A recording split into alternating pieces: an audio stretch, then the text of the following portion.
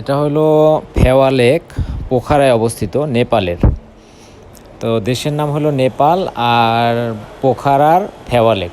তো আপনারা যদি কখনও কারো সুযোগ হয় নেপালে আসার, বা নেপালে যদি আসেন, তাহলে এই জায়গাটায় যদি আপনারা কখনো না এসে থাকেন, তাহলে অবশ্যই আপনারা, এটা চরম একটা ভুল হবে আর কি, সেটা হলো বিষয়। তো আমার ব্যক্তিগত মতে, নেপালে যদি কেউ কখনো ঘুরতে আসেন, অবশ্যই পোখারায় আসবেন। পোখারা শহরটা অনেক সুন্দর, এমনকি আমার মনে হয় কাঠমান্ডুর চেয়েও সুন্দর। কাঠমান্ডু হলো নেপালের রাজধানী।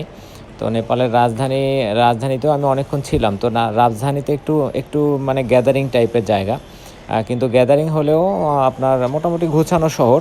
আর সবচেয়ে বেস্ট হলো এই নেপালের মানে শৃঙ্খলা, এটা আসলে আনবিলিভেবল একটা সুন্দর বিষয়। তো আমি সেটা দেখেছি, সবসময় এদের শৃঙ্খলা খুব সুন্দর ছিল। আর নেপালের সৌন্দর্য, অর্থাৎ পাহাড় কন্যা, যে আপনার নেপালে যতগুলো বড় বড় পাহাড়ের যে মানে শৃঙ্গলগুলো, সেগুলো কিন্তু সবই নেপালে রয়েছে। এখান থেকে আপনি দেখবেন, এখান থেকে কিন্তু অন্নপূর্ণার যে টাওয়ারে বসে দেখা হয়, অর্থাৎ যে আপনার পাহাড়ে বসে দেখা হয়, সেটা কিন্তু এই ফেওয়া লেক থেকে সরাসরি দেখা যায়। এবং যদি কখনো খুব ভালো ওয়েদার হয়, অর্থাৎ ওয়েদার যদি কোনো প্রবলেম না হয়, তাহলে এখানে আপনি এভারেস্টও দেখতে পারবেন, সেটাও একটা বিষয়। তাই যদি কখনো নেপালে আসেন, অবশ্যই আসবেন, অবশ্যই আপনারা এই ফেওয়া লেকে ঘুরবেন। এবং এই জায়গাটা এখান থেকে এই যে জায়গাটা দেখতেছেন, এখান থেকে আপনার মাউন্ট এভারেস্ট দেখা যায় যদি ওয়েদার ভালো হয়। কিন্তু ভাগ্যক্রমে আজকে আসলে ওয়েদার খারাপ ছিল, এই জন্য আমরা আসলে মাউন্ট এভারেস্ট দেখতে পারিনি। এটা আসলে আমাদের একটা ব্যর্থতা বা ব্যাড লাক বলতে পারেন, যেটাই বলেন। তো ওভারঅল যদি বলা হয়, তাহলে আপনি চাইলে নেপালে আসলে অবশ্যই এই জায়গাগুলো ঘুরলে অবশ্যই ভালো লাগবে, আমি আশা করি। আর একটা বিষয় যেটা সবসময় বলে থাকি, যে আমার চ্যানেল যদি নূতন হয়ে থাকেন, তাহলে অবশ্যই সাবস্ক্রাইব করবেন, আমার সাথে থাকবেন। এবং আমি চেষ্টা করব আপনাদেরকে ভালো ভালো ভিডিও দেওয়ার বা ভিডিও নিয়ে আসার।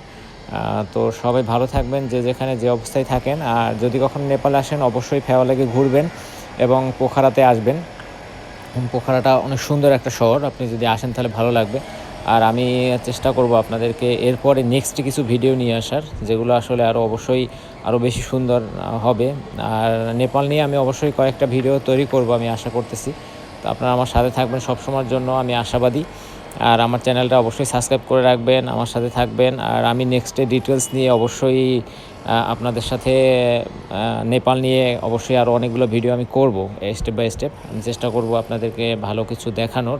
আর এই ফেওয়া লেকে বসে অনেকগুলা ন্যাচারাল ভিউ দেখা যায়, যেটা আনবিলিভেবল। আসলে আপনি আসলে ভালো লাগবে। এক কথায় নেপালে আসলে নেপালের যে সৌন্দর্যতা, নেপালের যে ন্যাচারালিটি, এই যে বিউটিফুল, আপনি আসলে ভাবতেই পারবেন না যে এত সুন্দর একটা দেশ।